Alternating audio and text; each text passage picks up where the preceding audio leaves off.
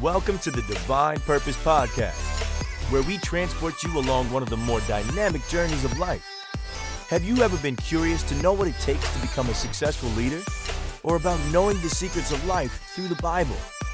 How about engaging in conversation where no topics are off limits? We will take you to new levels with guests who can help you grasp the importance of your calling. Now, here's your host, Eddy Dacius, founder of Dacius Facilities Management.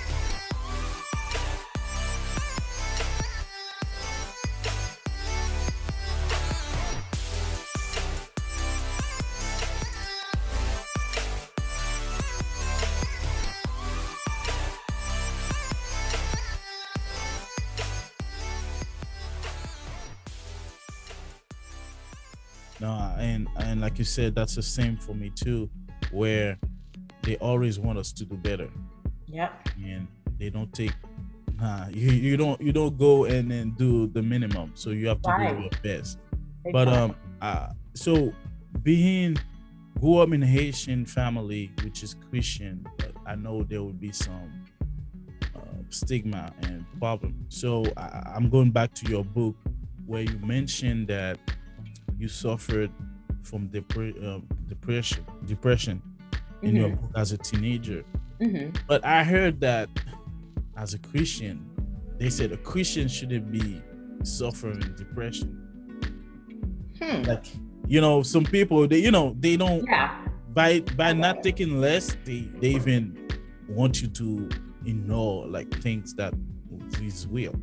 Yeah. I don't know if you can talk more Absolutely. About that. This is my heart again. So I can definitely talk on that a lot. So stop me if I'm going too deep into it. But Go ahead. One of the biggest challenges, I think, especially for the youth in the Haitian community, is the fact that they feel they need to suppress their emotions.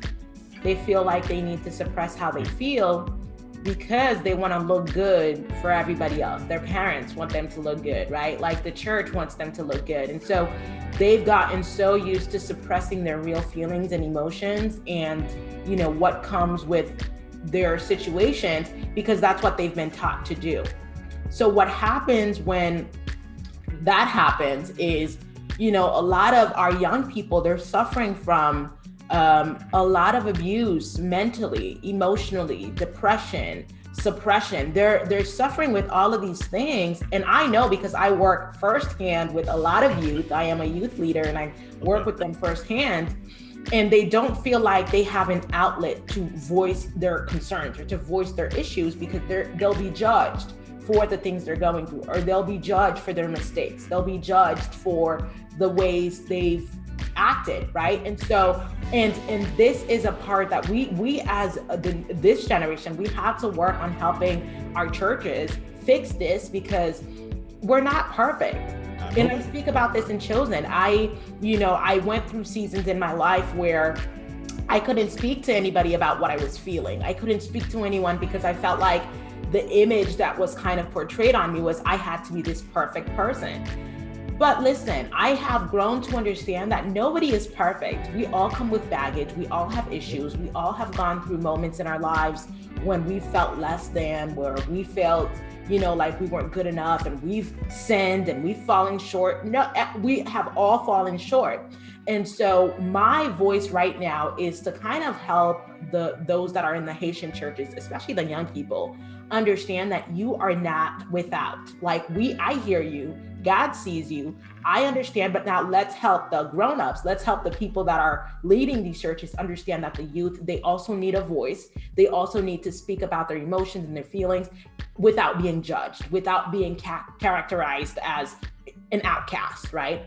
And so that is where my heart was in writing that, right? Like, yes, I did go through that season of kind of mental, this stigma of I have to be perfect. I have to do this. And that brought me into a roller coaster of depression. So I wrote that, and that was like 15, 16 years old, right? Yeah. And so this is exactly what a lot of young people are going through. So we have to be able to see that and speak to it.